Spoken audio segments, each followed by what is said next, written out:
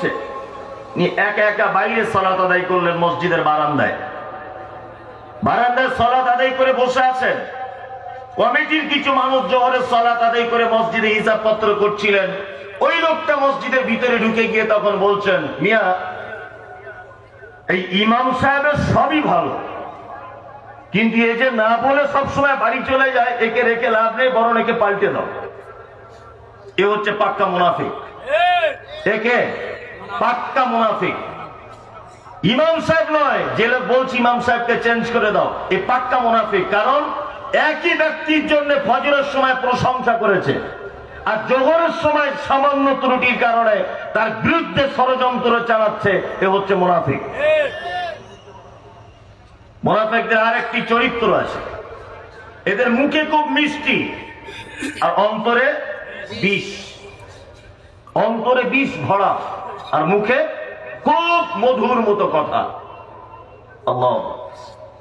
আরেকটি কথা বলি, মুহাম্মদ সাল্লাল্লাহু আলাইহি ওয়াসাল্লাম তিনি বলছেন, বাহ্যিক দৃষ্টিতে যদি তোমরা মুনাফিককে চিনতে চাও তাহলে তার ভিতরে 3টি গুণ আছে। আর একটা হাদিসে একটি শব্দ বাড়ানো আছে, 4টি গুণ। এক, ইজা হাদ্দাসা কাযাবা, যখন সে কথা বলবে মিথ্যা কথা বলবে। 2, তার কাছে গচ্ছিত সম্পদ রাখতে দেওয়া হলে সে সেটাকে নষ্ট করবে। 3 নম্বর হচ্ছে ওয়াইজা ওয়াদা খালাফা, সে যখন প্রতিশ্রুতি দিবে কোন জিনিসের, সে প্রতিশ্রুতি রক্ষা করবে না। আরেকটা হাদিসের শব্দ বাড়ানো আছে যে আপোষের ভিতরে গন্ডগোল, ঝগড়া, অশান্তি কিছু হলে অকথ্য ভাষাতে গালিগালাজ করে। এটা হচ্ছে মুনাফিকের বাহ্যিক দৃষ্টিতে কটা গুণ? 4টা। এইবার একটা কথা, একটি লোক মিথ্যা কথা বলে না, একটি লোক আমানত রক্ষা করে, একটি লোক প্রতিশ্রুতি রক্ষা করে, কিন্তু লোকটা একটা গুণ খারাপ, বন্ধু বান্ধবী আর কি ঠাট্টা হলে বা ঝগড়া অশান্তি হলে খুব গালাগালি করে, লোকটার এই গুণটি খারাপ। এখন একে 4টার ভিতরে একটা গুণের ভিতরে আছে, তো এর ব্যাপারে একটুখানি বলি। আগেকার দিনে, আজ থেকে 10 বছর আগে, 20 বছর আগে, যখন চিকিৎসার ব্যবস্থা উন্নত হয়নি, এই সময় যদি কোনো শিশু, কোনো বাচ্চার পাছাতে, পিঠে, হাতে, পায়ে যদি ফোঁড়া যদি হতো, ফোঁড়া বুঝেন তো, ফোঁড়া হয়, মা চাচিরা বাড়িতে ওই বাচ্চাটাকে 3-4 জন মিলে ধরে ফোঁড়াটাকে ফাটিয়ে তার ভিতরে রক্ত পুঁজগুলোকে বার করে দিত। আর মা বলতো যে ফোঁড়ার ভিতরে দেখবেন ছোট্ট একটা দানা মতো থাকে, তাকে না? মা চাচিরা বলতো ওই দানা বার করে ছাড়, না তো ওই ফোঁড়া আবার পাছায় গিয়ে উঠবে। এটা বলতো না? এই দানা যতক্ষণ না বার না করবে, এর অ্যাকশন আবার অন্য জায়গাতে গিয়ে নেবে। মুনাফিকদের অবস্থা ঠিক তেমন। মানে একটা গুণ রয়েছে, মানে ওই দানা যতক্ষণ না পর্যন্ত বার না করবেন, পরক্ষণে 1 সপ্তাহের ভিতরে, 10 দিনের ভিতরে ওর ভিতরে আবার মুনাফিকের রূপ ধারণ করতে পারে। বললাম, বুঝলেন? ওই জন্য 4টেকেই উপড়ে ফেলে দিতে হবে, তাহলে লোকটি মুনাফিক থেকে পবিত্র হলো। একটা যদি সিফাত, একটি গুণ যদি তার ভিতরে থাকে, তার ভিতরে মুনাফিকের একটি গুণ, একটি খাসলাত থেকে গেছে, পরবর্তীতে লোকটাকে ভয়ঙ্কর মনে হবে সময়ের ব্যবধানে। আরেকটি কথা বলি, আচ্ছা বলুন, পৃথিবীতে সব থেকে বড় পাপ কোন পাপ? শিরক। হাদিস এবং কোরআনের মানদণ্ডে 69 থেকে 70টি কাবিরা পাপের সিরিয়াল পাওয়া যায়। 69 থেকে 70টি কাবিরা পাপের সিরিয়াল পাওয়া যায়। তার ভিতরে 1 নম্বরে পাপ শিরক, তাই তো? দ্বিতীয় পাপ ধরে নেন পিতা মাতার সঙ্গে সদ্ব্যবহার করা। তৃতীয় বড় পাপ এতিমের মাল অন্যায় ভাবে আত্মসাৎ করা। চতুর্থ বড় পাপ ব্যভিচারে লিপ্ত হওয়া। 5 নম্বরে বড় পাপ অন্যায় ভাবে কাউকে হত্যা করা। এইগুলো হচ্ছে পৃথিবীতে পাপের জগতে বড় বড় পাপ, তাই না?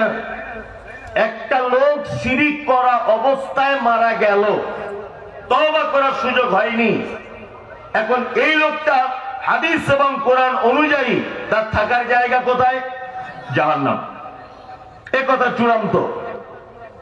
কিন্তু আপনি হাদিস এবং কোরআনের একটি ছেঁড়া পাতাতেও দেখাতে পারবেন না যে আল্লাহ সুবহানাহু ওয়া তাআলা জাহান্নামের একটি নির্দিষ্ট স্থান উল্লেখ করেছেন।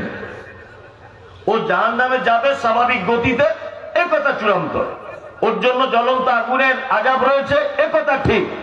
ওর জন্য কঠিন তোমার আযাব আছে, এ কথাও ঠিক। কিন্তু ও জাহান্নামে কোন জায়গায় থাকবে, এ কথা আল্লাহ সুবহানাহু ওয়া তাআলা কিছু বলছেন না। পিতামাতার সঙ্গে অসৎ ব্যবহার করেছে যে ও সাধারণ গতিতে জাহান্নাম যেতে পারে। এতিমের মাল ভক্ষণ করেছে যে ও তার পেটে জাহান্নামের আগুন রাখলো, ও জাহান্নামে যাবে সাধারণ গতিতে। কিন্তু পৃথিবীতে একটা পাপী আছে যে পাপীর ব্যাপারে আল্লাহ সুবহানাহু ওয়া তাআলা বলছেন ইন্নাল মুনাফিকিনা ফিদ দারকিল আসফালি মিনান নার, নিশ্চয়ই মুনাফিকরা এত নিকৃষ্ট যে তাদেরকে জাহান্নামের একেবারে নিম্ন স্তরে রাখা হবে। নাউযুবিল্লাহ। তার মানে এরা কত খাতারনাক বুঝতে পারছেন? সারা পৃথিবীতে যত বিপর্যয় হয়েছে, সারা পৃথিবীতে মুসলিমদেরকে যত জায়গায় মার খেতে হয়েছে, সারা পৃথিবীতে মুসলিমদের যেখানেই জয়লাভ হয়নি তার পিছনে এক শ্রেণীর মুনাফিকদের হাত ছিল, ছিল না? আপনারা হয়তো ভারতবর্ষের ইতিহাস জানেন যে ভারতবর্ষের নদিয়া জেলার একটি জেলার নাম, ওখানে পলাশীর আমবাগান। ইতিহাস জানেন? নবাব সিরাজউদ্দৌলার সঙ্গে ব্রিটিশদের সঙ্গে ওখানে যুদ্ধ হয়েছিল পলাশীর আমবাগানে। ইতিহাস পড়েছেন? হ্যাঁ, হয়তো পড়েছেন। আর আরেকটি লোক ছিল, তার নামের আগে মীর শব্দ ব্যবহার করা হয়। কে বলুন তো? মীর জাফর, তাই না? ওই জন্য আমরা এখনো পর্যন্ত ভারতের মানুষ মুর্শিদাবাদ জেলার মানুষকে দেখলে ঠাট্টা করে, ইয়ারকি করে, বন্ধু বান্ধব হলে একটু মস্করা করে বলে তোরা তো মীর জাফরের জেলার লোক। এটা ইয়ারকি ঠাট্টা করে বলে। মীর জাফর এ ছিল কার সাথে? নবাবের সাথে ছিল। নবাবের গাড়িতে চড়েছে, নবাবের ঘোড়াতে চড়েছে, নবাবের বাড়িতে খেয়েছে, নবাবের বাড়িতে থেকেছে। কিন্তু নবাব সিরাজউদ্দৌলা ব্রিটিশদেরকে মারার জন্য যত প্ল্যান করেছিলেন, যত কৌশল অবলম্বন করেছিলেন, এই বেঈমান বিশ্বাসঘাতক মীর জাফর আলী সমস্ত ব্রিটিশ বিরোধী আন্দোলন, সমস্ত ব্রিটিশদেরকে তাড়ানোর রণকৌশল ব্রিটিশদের গোয়েন্দাদের কাছে সব গোপনে প্রকাশ করে দিয়েছিলেন। এই কারণে নবাব সিরাজউদ্দৌলার পলাশীর আমবাগান থেকে বাড়ি চলে আসতে হয়েছিল। ব্রিটিশদের হাতে চরম পর্যাক্রান্ত হয়েছিলেন ওনার দলবল। তার মানে বোঝা যায় সারা পৃথিবীতে মুসলিমদের যত বিপর্যয়, এই সমস্ত বিপর্যয়ের পিছনে এক শ্রেণীর মুনাফিক মুসলিমদের হাত থাকে, থাকে না?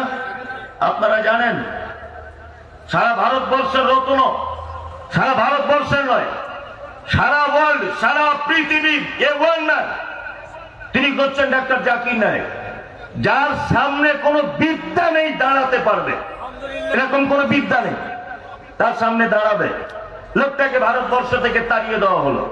আমি তখন, আপনারা আমার বক্তব্য শুনবেন ইউটিউবে, মমতাজুল ইসলাম জাকির নায়েক সম্পর্কে কি বলেছেন বলে লিখবেন। তখন আমি একটা কথা বলেছিলাম যে মনে হয় 2026 সালে ভারতকে যারা হিন্দু রাষ্ট্র ঘোষণা করার চিন্তা ভাবনা নিয়েছেন, ওনারা হয়তো ডাক্তার জাকির নায়েককে দেখে ভয় করছেন। কারণ ওনার মুম্বাই, দিল্লি, পুনেতে যে সমস্ত প্রোগ্রামে অজস্র মানুষ তাদের ধর্মকে ত্যাগ করে ইসলামের পথে চলে আসছে, এতে মনে হয় নরেন্দ্র মোদী সরকার ভয় পাচ্ছেন যে আমাদের আর হিন্দু রাষ্ট্র করা হলো না। ডাক্তার জাকির নায়েককে যদি আর কিছুদিন ডাকা হয়, আমাকেও মনে হয় তসবিহ টুপি নিয়ে ঘুরতে হবে। আমি ভেবেছিলাম যে এই কারণে মনে হয় চক্রান্ত করে লোকটাকে দেশ ছাড়া করা হয়েছে, এটা আমি ভেবেছিলাম। পরবর্তী টাইমে দেখতে পেলাম না, নরেন্দ্র মোদী যত না ভয়ঙ্কর, অমিত শাহ যত না ক্ষতি করেছে, বিজেপির রাজনৈতিক মানে রাজনৈতিক নেতৃত্বের স্তরীয় মানুষরা যত না ডাক্তার জাকির নায়েকের সর্বনাশ করেছে, তার থেকে ভারতবর্ষ থেকে ডাক্তার জাকির নায়েককে তার আবার পিছনে সব থেকে বড় সর্বনাশ করেছে দাড়িওয়ালা, টুপিওয়ালা, মাজারওয়ালা, 22 হাত পাকড়িওয়ালা। এরাই ডাক্তার জাকির নায়েকের বিপক্ষে মামলা দিয়ে ওকে দেশ ছাড়তে বাধ্য করেছে। তারাও নয় মুসলিম, এরাও এক শ্রেণীর মুনাফিক। এরা এক শ্রেণীর কে? মুনাফিক। আপনার মনে নেই? আপনি জানেন ইসলামের দ্বিতীয় যুদ্ধ, এই দ্বিতীয় যুদ্ধ হয়েছিল 3 হিজরিতে। যুদ্ধটির নাম হচ্ছে কি? উহুদ। উহুদ। আল্লাহ নবী সাল্লাল্লাহু আলাইহি ওয়াসাল্লামের সৈন্য কতজন ছিল? 300 দ্বারা একটু গোলাম হোসেন হিসাব করে বলতে হবে, আজে বাজে বকলে হবে না। বদরেতে ছিল 313 আর উহুদে 1000। কত? 1000 সাহাবী। এই 1000 সাহাবীর ভিতরে কিছু নকল সাহাবী ছিলেন। নকল, যদি বলছেন সাহাবীদের নকল হয়, সাহাবীদের ভান করেছিলেন, অদল সাহাবী নয়। যুদ্ধের ময়দানে যাচ্ছেন আল্লাহ রাসূল, মাঝখান থেকে 300 জন লোককে নিয়ে চলে গিয়েছিলেন। তার নাম কি? আব্দুল্লাহ ইবনে উবাই মুনাফিক। এই মুনাফিক 300 জন নকল সাহাবীকে নিয়ে চলে গিয়েছিলেন। মুনাফিক কি করে? ইতিহাস মনে আছে তো? মনে আছে না? 300 জন ভাগিয়ে নিয়ে যখন চলে গেল, আল্লাহু আকবার। আল্লাহ পবিত্র আল কোরআনে মুনাফিকদের আভ্যন্তরীণ পরিচয় সম্পর্কে বলেছেন, ওয়ামিনান নাসি মান ইয়াকুলু আমান্না বিল্লাহি ওয়া বিল ইয়াউমিল আখির ওয়া মা হুম বিমুমিনিন। তারা মুখে বলে আপনাকে আল্লাহকে মানি, নবীকে মুহাম্মদ সাল্লাল্লাহু আলাইহি ওয়াসাল্লাম শেষ নবী হিসাবে মানি, আখিরাতকে মানি, সবকিছু মানি। মানার পরেও তাদের ভিতরে এখনো শয়তানি যায়নি। আমাদের বর্তমান বাজারে এরকম টাটকা মুনাফিক আছে, যারা মুখে বলে আল্লাহ রজির মালিক, তারপরও গিয়ে দরবারে সেজদা দেয়। আছে না? এরাও এক শ্রেণীর মুনাফিক। মুনাফিক না? মুনাফিক। মুখে একরকম বলে, মুখে বলে সর্বক্ষমতার মালিক আল্লাহ, এটা মুখে বলে, কিন্তু আবার যখন বিপদে পড়ে তখন আবার বাবার দরবারে যায়। এ আর এক মুনাফিক। মানে মুখে একরকম, অন্তরে কি আরেক রকম। আপনাদেরকে একটা কথা বলি, বুঝতে খুব সুবিধা হবে। আচ্ছা বলুন তো, বাড়িতে বাচ্চা ছেলেদের সব থেকে মারে বেশি কে? বলুন তো। মা। মা সব থেকে বেশি মারে না? সব থেকে বেশি মারে। এখন একটা বাচ্চা ছেলেকে তার মা মেরেছে দুপুর 10টার দিকে, সকাল 10টায়। বাচ্চাটা কাঁদতে কাঁদতে তার দাদির কাছে গেছে। দাদিকে গিয়ে বলছে, দেখ না দাদি, মা কত বদমাইশ, আমাকে মারলো। ও দাদি তখন বলছে, লাঠি আনতে দেখছি, তোর মাকে আর শেষ করে দিব। দাদির এরকম বলে না বাচ্চাকে ভোলানোর জন্য, তোর আব্বাকে মারবো, তোর মাকে মারবো, তোর আব্বার ওই দাঁড়া না, তোর আব্বাকে দড়ি দিয়ে বাঁধছি, তোর মাকে বাড়ি থেকে বার করে দিব, বাচ্চাদের ভোলানোর জন্য বলে দাদিরা। দাদি ভুলিয়ে ভুলিয়ে ওকে রেখে দিয়েছে। ঠিক দুপুর 2টোর দিকে বাচ্চাটা খুব দুধ পান করার ঝোঁক উঠেছে, বাচ্চা ছেলে তো। এখন দাদিকে তখন বলছে, দাদি এক কাজ কর না, একটু দুধের ব্যবস্থা কর না। ও দাদি তখন বলছে, বিয়াদব কোথাকারে, আমি দাদি, আমি তোকে দুধ দেবো কেন, তুই মায়ের কাছে যা। বলছি না, মা মারবে, গেলেই আবার মারবে। আচ্ছা বলুন, দুপুর 2টো পর্যন্ত যদি একটা বাচ্চা তার মায়ের ভয়ে তার দাদির কাছে আশ্রয় নেয়, আর দাদির কাছে যদি দুধ চায়, আর মা যদি দেখতে পায় যে বাচ্চা ভয়ে আমার কাছে আসছে না, অরিজিনাল যদি একটা মায়ের ভিতরে মাতৃত্ববোধ বলে কিছু থাকে, সে মা কষ্ট পাবে কি পাবে না? পাবে, পাবে। বাচ্চা ছেলেটাকে মা জড়িয়ে ধরে বলবে, আব্বু বিয়াদব, তুমি একটু বদমাইশি করেছিল বলে একটু মেরেছি, তাই বলে তুমি তোমার দাদির কাছে দুধ চাইতে যাচ্ছ? হ্যাঁ, আমার কাছেই চাও। দাদির কাছে দুধ পাবে না, আমার কাছে চাও। অনেক সময় আমরা ছোটখাটো বিপদ আপদে পড়ি, পড়ি না? পড়ি। আমাদের সব থেকে ভালোবাসে কে? আল্লাহ, তাই না? সব থেকে ভালোবাসে আল্লাহ। মাঝে সাঝে তিনি আমাদের একটু আধটু বিপদ আপদ দেন, তাই না? কখনো কখনো বড় ছেলেটা চলতে চলতে প্যারালাইসিস হয়ে গেছে, এটা সাধারণ একটা পরীক্ষা। আপনার স্ত্রী ব্লাড ক্যান্সার ধরা পড়েছে, এটা একটা রোগ, এটা একটা পরীক্ষা। আপনি হঠাৎ করে ব্যবসায় সবকিছু ভালো ছিল, কি করে যে কি হলো, পুরো একদম ব্যবসা শেষ, তাই না? আমরা কখনো কখনো দাদির কাছে দুধ চাইতে যাই, দাদির কাছে যদি দুধ চাইতে যাই তাহলে মা যেমন ডাক করে, আপনার ব্যবসায় উন্নতি নেই বলে আপনি যদি কোনো মাজারে যান, কোনো হুজুরের কাছে যান, কোনো বাবার কাছে যদি যান, তাহলে আল্লাহ ঠিক তেমন ডাক করে যেমন মা ডাক করে। আরে বান্দা, তুই আমার বান্দা, তোকে আমি সৃষ্টি করেছি, আমি তোর রব, তোর যাবতীয় অসুবিধা আমাকে বল, কেউ কাছে কেন যাচ্ছিস? এটা বলবে কি বলবে না? বলবে। আল্লাহ, আমি এদের কীর্তিকলাপ গুলো দেখে মাঝে সাঝে বিশ্বে অভিভূত হই যে মানুষ এখনো এত বেঈমান হতে পারে। আল্লাহ, হুজুর প্রোগ্রাম করতে এসেছেন, মাহফিল করছেন, করে বড় একটা চাদর এরকম মাথার রুমালটা এরকম করে দিচ্ছে, পাবলিক ধরে বলছে হুজুর কি করব? বলছে এইটাতে সবাই ধরো, মুড়ি ধর, আর যারা চাদরে চান্স পাবে না, চাদর যারা ধরেছে তোমরা তাদের ধরো, আবার যারা চান্স পাবে না তোমরা তাদের ধরো। বলে লাইন দিয়ে ১,৫০০ লোক দাঁড়িয়ে আছে, কি সব মুড়ি ধরছে। তা বলছে হুজুর এতে লাভ কি? এটা লাভ কি? বলছে না, আমার দাদুর জাহাজ ভাড়া করা আছে, সব একেবারে তোমাদের তুলে নিয়ে জান্নাত চলে যাবে। এরকম আছে বাংলাদেশে? গাদা গাদা গাদা গাদা, তাই না? এবার আপনাদেরকে একটা যুক্তিসঙ্গত পবিত্র আল কোরআনের আয়াত দিয়ে বলি। আচ্ছা বলুন, পৃথিবীতে মানুষ হিসাবে আপনাকে সব থেকে ভালোবাসে কে? আল্লাহ বলেছেন মানুষ হিসাবে সব থেকে বেশি কে ভালোবাসে? মা। তারপর বাবা, তারপর বলছি স্ত্রী, মানে বউ ছাড়া কিছু বোঝে না, বলছি স্ত্রী। অথচ আল্লাহ তাআলা ভালোবাসার মানুষদের একটা সিরিয়াল করেছেন।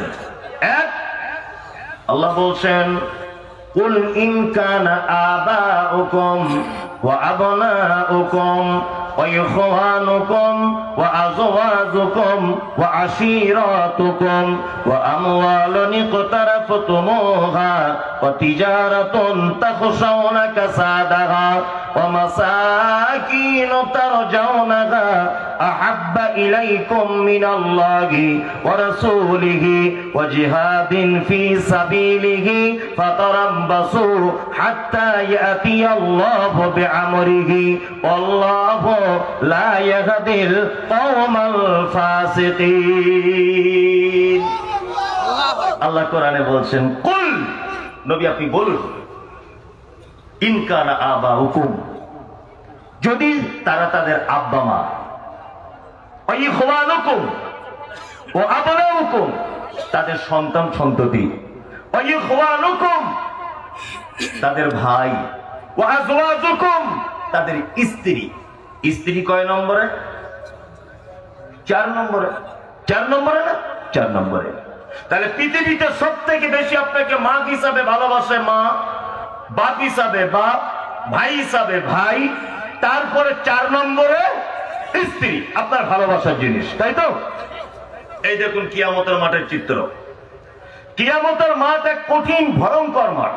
ভয়ঙ্কর মাঠটা কঠিন ভয়ঙ্কর। এর ভয়ঙ্করের ব্যাপারে বলতে গেলে তো আরো আলাদা সাবজেক্ট চলে আসবো, আমি বলছি না, আপনাকে আমি জাস্ট এতটুকু বোঝাচ্ছি। এখানে কিয়ামতের মাঠে আমার আব্বা মা দুজন দাঁড়িয়ে আছে, এখানে আমার ভাই আছে, এখানে আমার বেটা, এখানে আমার স্ত্রী, আর আমি এই জায়গাতে আসি, দুইজন ফেরেশতা আমাকে ধরে জাহান্নামে নিয়ে চলে যাচ্ছে। বোঝানোর জন্য বলছি, আমাকে জাহান্নাম নিয়ে চলে যাচ্ছে। আচ্ছা বলুন তো, ওই ফেরেশতাদের হাত থেকে আমার ইয়াউমা ইয়াফিরুল মারউ মিন আখি ওয়া উম্মিহি ওয়া আবি ওয়া সাহিবাতিহি ওয়া বানি, কিয়ামতের দিন তোমার যে মা 10 মাস 9 মাস পেটে রেখেছে সে তোমার কোনো উপকার করতে পারবে না, তোমার ভাই তোমার কোনো উপকার করতে পারবে না, তোমার স্ত্রী তোমার কোনো উপকার করতে পারবে না, তুমি তোমার বাপের কোনো উপকার করতে পারবে না। আরে পেটে ধরা মা যদি উপকার করতে না পারে, তা তুমি যার মুরিদ তার বাড়ি এখান থেকে 200 কিলো দূরে, ও তোমাকে বেশি ভালোবাসে না তোমার মা বেশি ভালোবাসে? মা। তা মা যদি বাঁচাতে না পারে তার বেটাকে তোমার হুজুর বাঁচাতে পারে? আশ্চর্য ব্যাপার না? সব মুনাফিকের দলেরা, এদের অন্তরে সবকিছু আলাদা, আর মুখে আল্লাহু জিকির, মুখে আল্লাহু জিকির, অন্তরে শয়তানে বাসা বেঁধে রেখে দিয়েছে, তাই না? আমি মাঝে সাঝে একটা কথা ভাবি যে এটা যদি হযরত ওমরের জামানা যদি হতো না, এই যতই 22 হাত পাকড়ি বলা, গাঁজা খাওয়া, মাতাল, আরে ন্যাংটো বাবা যত বাবা আছে এদের পাছার চামড়া তুলে দিত। হযরত ওমরের জামানা যদি এটা হতো, পাছার চামড়া থাকতো না। কিন্তু जमाना तो बदल गया, इसलिए कुछ करना नहीं। हजरत उमरेর জামানা যদি হতো এটা হতোই হতো, হতো না? হতো। এইবার আপনাদেরকে আরেকটা কথা বলি, মুনাফিকদের আরেকটি গুণ বললাম যে মুখে একরকম অন্তরে আরেক রকম। এবার আপনাদেরকে আরেকটা কথা বলি। আচ্ছা, আমি মুমতাজুল ইসলাম কোটি কোটি টাকা সুদ খাই, আমি সুদখোর, আমি মারা গেলাম, আমার ভাই আব্দুল মুক্তাদির বিন জাহাঙ্গীর। আচ্ছা বলুন তো, আমি বড় ভাই হিসাবে একজন পাপী, ও আমার ছোট ভাই, তো ও আমার জন্য দোয়া করতে পারে কি পারে না? ক্ষমা প্রার্থনা করতে পারে কি পারে না? পারে, রাইট আছে, অবশ্যই পারে। আমি পৃথিবীতে যত পাপই করি, আমার ভাইয়ের রাইট আছে আমার জন্য ক্ষমা প্রার্থনা করা, আমার বোনের রাইট আছে আমার জন্য ক্ষমা প্রার্থনা করা, আমার পিতা মাতার রাইট আছে আমার জন্য ক্ষমা প্রার্থনা করা, আছে না নেই? আছে। পৃথিবীতে একটা পাপী আছে যাদের জন্য ক্ষমা প্রার্থনা করা যায় না। আল্লাহ কোরআনে এই কথা বলছেন, ইস্তাগফির।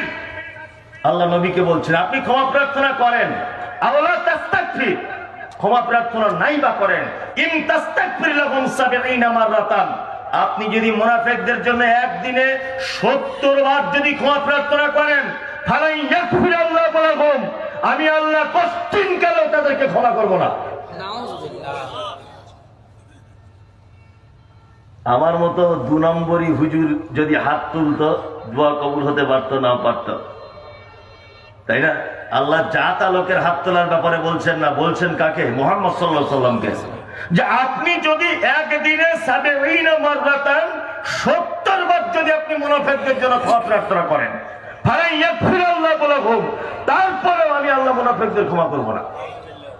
যালিকা বিআন্নাহুম কাফারু বিল্লাহি ওয়া রাসূলিহি আল্লাহু লা ইয়াহদিল কওমাল ফাসিকিন, কারণ ওরা আল্লাহ এবং তার রাসূলের সঙ্গে ২ নম্বরই করেছে, আল্লাহ এবং তার রাসূলকে অস্বীকার করেছে, এবং আল্লাহ বলছেন আল্লাহু লা ইয়াহদিল কওমাল ফাসিকিন, এই সমস্ত ফাসিকদেরকে কোশ্চেন করে আমি হেদায়েত দান করব না।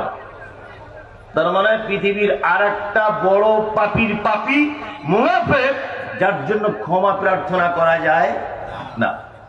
এবার আর একটা কথা আপনাদেরকে মজার বলি, একটা লোক নামাজ পড়ে না, সালাত আদায় করে না।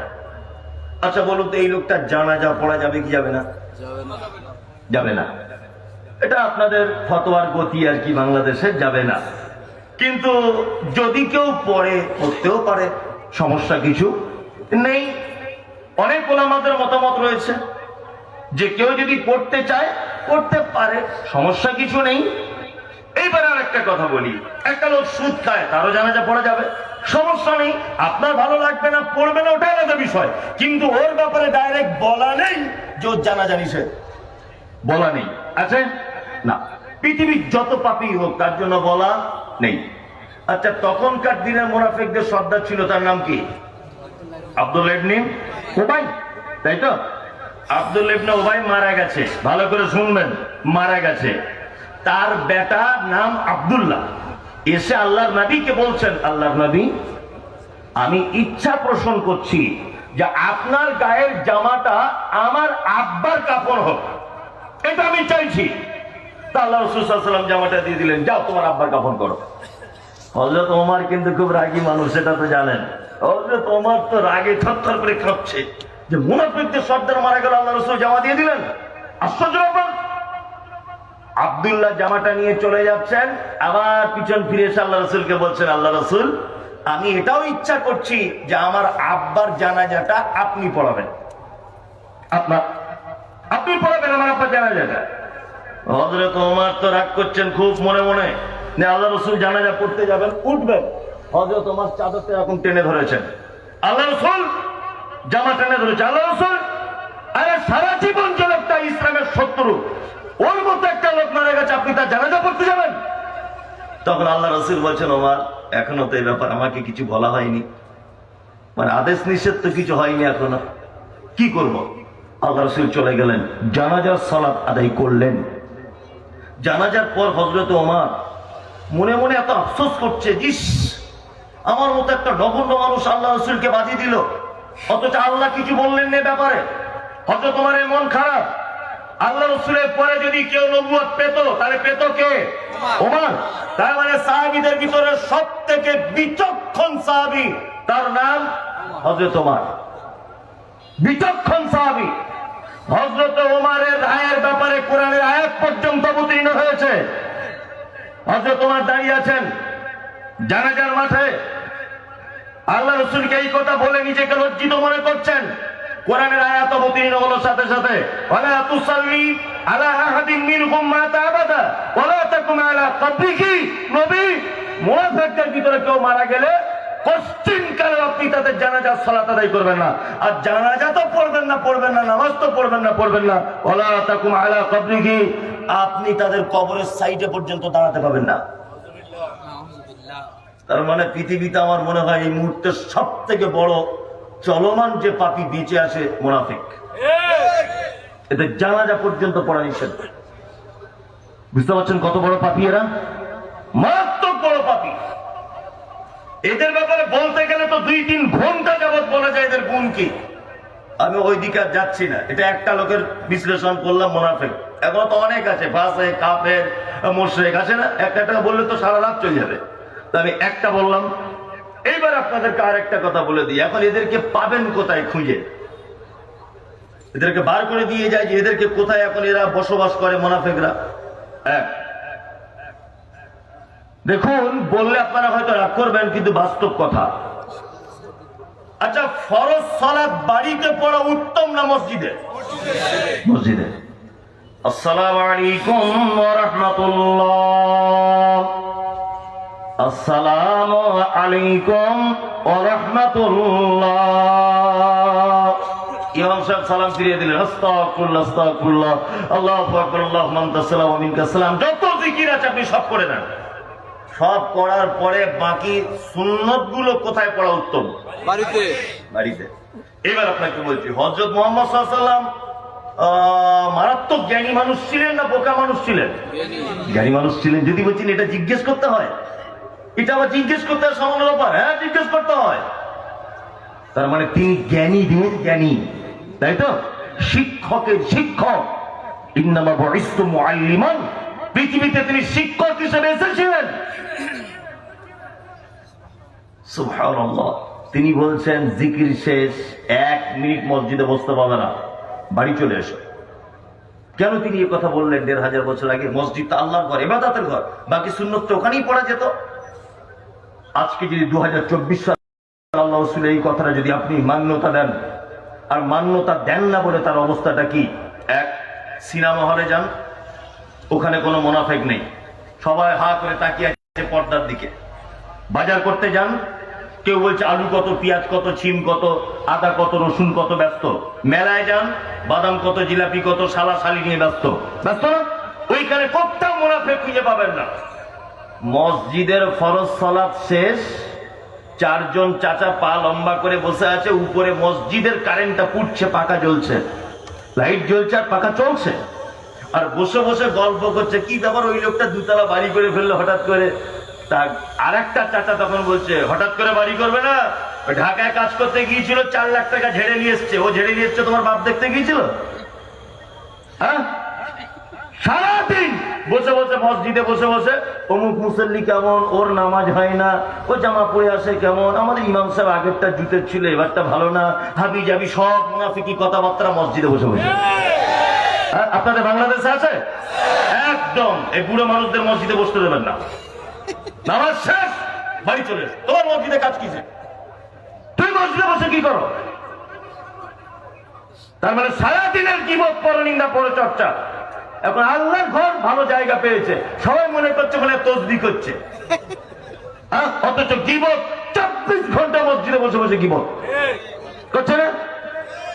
ইমাম সাহেব কি করে, ওই কি করে, ওই কি করে, শুধু এই আলোচনা। প্রত্যেক মাসে মাসে শুধু ইমাম সাহেব চেঞ্জ মসজিদে, 3 মাস অন্তর, 4 মাস অন্তর। বলছি এর গলা খারাপ, ওর বেতন বেশি, ও সবই ভালো, একটু চোখের দোষ, হাবি জাবি বলে পাঠিয়ে দিচ্ছে বাড়িতে। বাড়ি দিচ্ছে না? গোলাম হোসেন নামাজ হবে তো?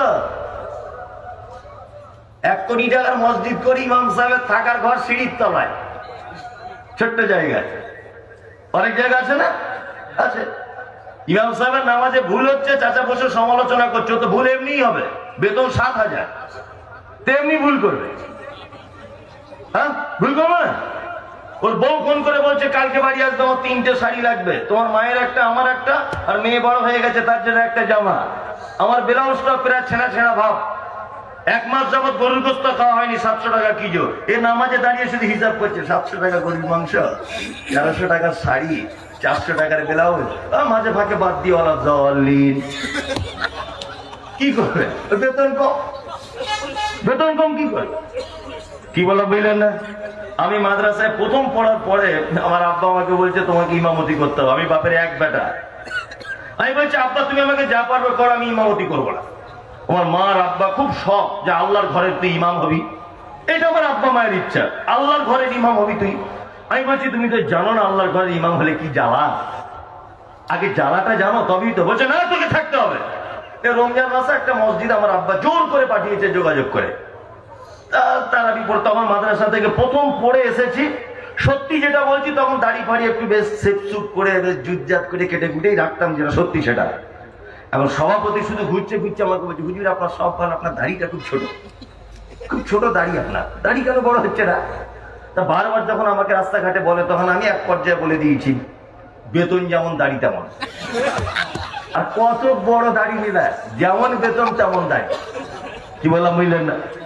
এখন ইমাম সেক্রেটারি সাহেব একদিন এসে আমাকে বলছেন হুজুর একটা কথা বলবো। কি বলুন? বলছে আমার ছেলে চাকরির পরীক্ষা দিয়েছে, একটু দোয়া করবেন তো। কেন দোয়া করবো? বলছে যাতে চাকরিটা হয়ে যায়। তাই মনে মনে বলছি তখন, মনে নাই জোরে জোরে, যে আল্লাহ আপনার বেটাকে চাকরি দিক, তবে বেতন যেন আমার মতো 1800 টাকা হয়। তখন সেক্রেটারি বলছে আস্তাগফিরুল্লাহ, এরকম দোয়া করলেন? বলছে আমার 1800, আপনার ছেলে 1800 হলে ক্ষতি কি? বলছে আপনাদের বরকত আছে, তাহলে এক কাজ করুন, মাস শেষে টাকা পাল্টাপাল্টি করুন, মাস শেষ হয়ে যাবে, আপনার ছেলে 30,000 টাকাকে দেবেন আর 1500 টাকা আপনি নেবেন। কেমন বরকত দেখি? কি বলছি বুঝতে পারছেন না? চালাকি জায়গা পাও না। হ্যাঁ, সমাজে জান্নাত যেতে চাইছেন, নিজের বেটাকে দামি স্কুলে ভর্তি করেছে, নিজের বেটাকে। আমার বেটা MBBS হবে, আমার বেটা মাইকেল মধুসূদন দত্ত হবে, কাজী নজরুলের মতো হবে, আমার বেটার মানে ইতিহাসের পাতাতে নাম থাকবে। এই উদ্দেশ্য নিজের বেটাকে ঢাকার বিশাল বড় দামি স্কুলে ভর্তি করেছে। আর গরিবের ছেলে মাদ্রাসায় ভর্তি হয়ে পড়ছে, কোরআনের হাফেজ হচ্ছে, তাকে গিয়ে কানে কানে বলছে হুজুর 200 টাকা দেবো, আমার আব্বার জন্য একটু দোয়া করে দেবেন তো, আমার আব্বা যেন জান্নাত চলে যায়। কিয়ামত পর্যন্ত দোয়া কবুল হবে না। নিজের বেটাকে সার্থক পরের মতো দামি স্কুলে ভর্তি করে পরের বেটাকে দিয়ে দোয়া করাচ্ছ, বদমাইশি খুঁজে পাও না? এগুলো আল্লাহ বোঝে না? আল্লাহ বোঝে না এগুলো? আরে গরিবের ছেলে মাদ্রাসা পড়ে, তাকে দিয়ে দোয়া করে তুমি জান্নাত পাঠাতে যাচ্ছ তোমার আব্বাকে, অথচ তোমার 4টে বেটার একটা বেটা মাদ্রাসায় পড়লো না, একটা বেটা মক্তবে কোরআন মাজিদ শিখতে পারলো না। এসবগুলো কবে হবে? এই ছোট মানসিকতাগুলো চেঞ্জ করুন। কি বলা বুঝলেন? আলেম ওলামাদের ব্যাপারে ছোট মানসিকতাগুলো চেঞ্জ করুন। একটা ছেলে ABCDEFGO এটা পড়ে, মাসে 500 টাকা তাকে ফিস দিতে হয়, দিতে হয় না? আর আপনার ছেলে মসজিদের ইমাম সাহেবের কাছে আল্লাহর কিতাব শেখে, যে কিতাবের প্রতিটা অক্ষরে 10টা করে নেকি। একটা কোটিপতি লোক, ধনী লোক, এখানে ব্যবসায়িক লোক বলুন যে আমার ছেলে মসজিদে ইমাম সাহেব মক্তবে পড়ায়, সে বাড়ি যাওয়ার সময় প্রত্যেকবারে আমি 200 টাকা করে দিই তার পকেট খরচা বাবদ। একটা লোক বলুন তো এখানে বাপের বেটা কে আছে? কেউ নেই। অথচ আপনার দাবি আপনি জান্নাত চলে যাবেন আপনার বেটার কোরআনের মাধ্যমে। অত সহজ নয়। দ্বিচারিতার কারণে আপনার জান্নাত থেকে বঞ্চিত হয়ে যাবেন আপনি। আপনার বিবেক কি? আপনার নিজস্ব পার্সোনাল নলেজ নেই? যে একটা ছেলে স্কুলে পড়ে তার 500 টাকা বেতন দিতে হয় মাসে, একটা বই পড়ে। আর আমার ছেলেকে যে মসজিদের ইমাম, যে প্রাইভেট টিউশনের মাস্টার, যে হাফেজ সাহেব, যে কারি সাহেব আল্লাহর কোরআন শিক্ষা দিচ্ছে, তাকে আমি 200 টাকা খুশি করে দিই। তুমি বাড়ি যাচ্ছ বাবু, ইমাম সাহেব মুক্তাদি তুমি বাড়ি যাচ্ছ বেটা, এ নাও 200 টাকা নিয়ে নাও, তোমার আব্বা মায়ের জন্য একটু মিষ্টি কিনে নিয়ে যেও। ও খুশি হবে, ছাত্রকে ভালো পড়াবে। কি বলছি বুঝতে পারছেন না? এই চাচা যারা মসজিদে বসে গোলমাল করে আর মিটিং করে, মসজিদ কমিটির উচিত অবিলম্বে এদেরকে মসজিদ থেকে বার করে দেওয়া। ফরজ সালাত শেষ, 1 মিনিটের মসজিদের কারেন্ট পুড়িয়ে ওখানে বসে থাকতে পারবে না, ওকে বাড়ি চলে যেতে হবে। কি বললাম বুঝলেন? সব বদমাইশি এইখানে বসে মসজিদে বসে বসে আলোচনা। এর বইয়ের কথা, ওর বেটির কথা, ওর ছেলের কথা, ওর বৌমার কথা, মসজিদে সব কথা হবে কার, তাই না? বাস্তব বলছি না অবাস্তব? একদম। আপনি বললেও বাস্তব, না বললেও বাস্তব। চলুন তাহলে মুনাফিকদের একটা লোক সম্পর্কে বলে দিলাম। এবার একটা লোকের কথা বলি, ফাসেক। ফাসেক চেনেন? ফাসেক চেনেন না তো? চেনেন না? ফাসেক হচ্ছে ওই লোক, যে লোক দীর্ঘদিন পাপ কাজে লিপ্ত, সে জানে এটা পাপ, সে জানে এটা পাপ, তারপরেও সেটাকে ত্যাগ করতে পারছে না, এ হচ্ছে ফাসেক। কি বললাম বুঝলেন? দাড়ি এটা না রাখা, এটা ভালো কাজ না খারাপ কাজ? দাড়ি না রাখা ভালো কাজ না খারাপ কাজ? খারাপ কাজ, তাই তো? এখন ও জানে কিন্তু এটা খারাপ কাজ, ও জানে কিন্তু রাখতে পারছে না, এ ফাসেক। ধূমপান এটা হারাম, তাই তো? আর কিছু হুজুরা বলে দিয়েছে মকরু, আর এক সমস্যা। সমস্যা না? কোন কোন হুজুর বলে দিয়েছে মকরু, ওই যে খেলে অসুবিধা নেই, না খাওয়াই ভালো।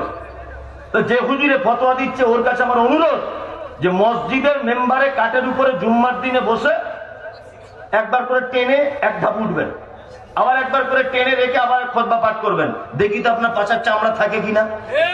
হ্যাঁ, তোমার দৃষ্টিতে যদি না খেলে অসুবিধা কিছু নেই, আর খেলে হালকা পাতলা অসুবিধা নেই, তাহলে তুমি নিজে খাও। হারাম ও জানার পরেও টেনেই যাচ্ছে, ও কি ফাসেক। ফাসেকরা তবে ইসলাম থেকে খারিজ হয়ে যায় না, ইসলাম থেকে খারিজ হয়ে যায় না।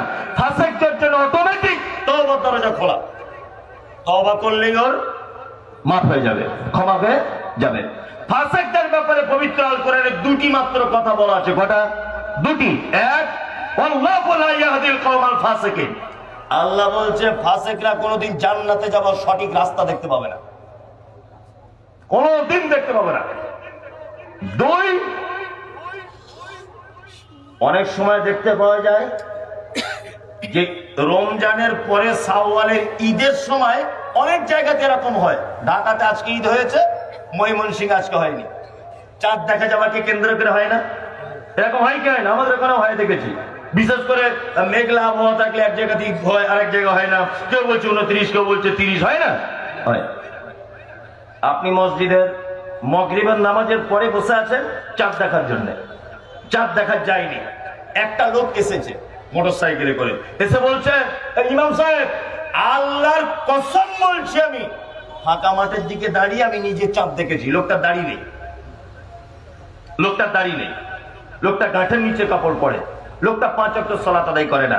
ইসলাম বলছে ফাসেকের কোনো কথা শোনা যাবে না, ফাসেকের কোনো কথা মেনে নেওয়া যাবে না, ফাসেকের কোনো কথাতে বিচারের ফয়সালা করা যাবে না।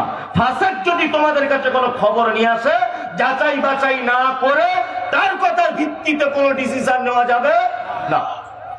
দাড়ি নাই, নামাজ পড়ে না, গাঁটের নিচে কাপড়, বিড়ি সিগারেট খায়, এইরকম পাপী মানুষ, ওর কাছ থেকে কোনোদিন জেনার হোক, ব্যভিচারের হোক, চুরির হোক, কোনো কিছু সাক্ষী তার কাছ থেকে গ্রহণ করা যাবে না। আর তার প্রমাণ অনুযায়ী, তার কথা অনুযায়ী কোনো কাজের ফয়সালা করা যাবে না। ফাসেক এতটুকুই বলে দিলাম। এবার আপনাদেরকে একটা ভালো বলে দিই, রাত 12টা এখন বাজে। মুমিন, দুটো খারাপ বলে দিলাম, এবারে মুমিন। তাহলে মুনাফিকদের সম্মান কি বুঝে গেলেন তো? অসম্মানটা কেমন? ফাসেকদের অসম্মানটা বুঝে গেলেন। এবার মুমিনদের সম্মানটা কি দেখুন। এই যে মাস্টার আর মেথর, মাস্টার আর মেথর সম্মানের ডিফারেন্সটা আপনাকে বলছি। এবার মুমিনের সম্মান কি? মুমিন কারা?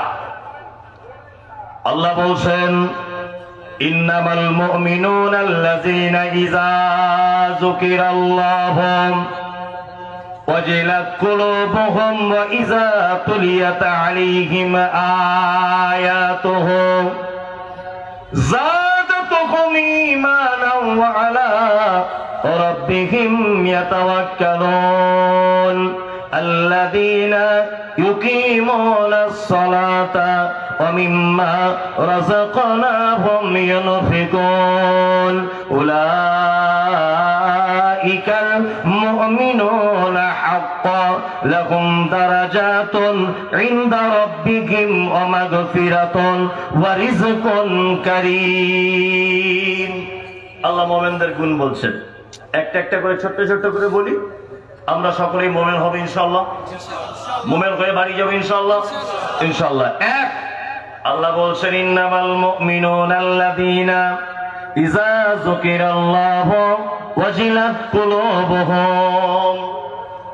মুমিন তারা যারা রাতের অন্ধকারে পাপ করে, দিনের আলোতে পাপ করে, দিবালোকে অন্ধকারে পাপ করে, জনসমক্ষে পাপ করে, নির্জনে পাপ করে, পাপ করার পরে পরেই, অন্যায় করার পরে পরেই আল্লাহর কথা তখন যার স্মরণে চলে আসে, সে তখন ভয়ে থর করে কাঁপে। এটা হচ্ছে মুমিনের এক নম্বরের গুণ। পাপ হয়ে যেতে পারে তার দ্বারাতে, অসম্ভবের কিছু নাই।